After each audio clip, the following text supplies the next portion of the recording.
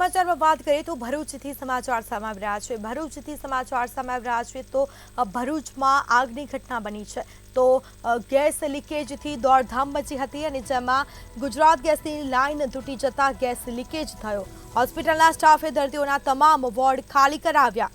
Hospital બહાર અફરાતફરીનો માહોલ સર્જાયો હતો। સમયસર સૂચકતાના પગલે કોઈ જાનહાનિ થઈ નથી। જેસીબીથી નવા બાંધકામના ખોદકામની બની ઘટના, જેમાં ગેસ પુરવઠો બંધ કરી સમારકામ કરાયું છે। તમામ દર્દીઓને સુરક્ષિત રીતે પુનઃ હોસ્પિટલ લાવવામાં આવ્યા છે। તો ઝઘડિયાના રૂરલ હોસ્પિટલમાં ગેસ લીકેજથી નાસભાગ મચી તો બીજી તરફ ગુજરાત ગેસની લાઇન તૂટી જતા ગેસ લીકેજ થયો હતો।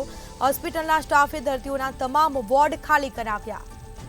તો જેસીબીની નવા બાંધકામના કારણે ખોદકામ કરતી વખતે સમગ્ર ઘટના બની છે અને ગેસ પુરવઠો બંધ કરી સમારકામ કરવામાં આવ્યું, જેમાં તમામ દર્દીઓને સુરક્ષિત પુનઃ હોસ્પિટલ લાવવામાં આવ્યા હતા।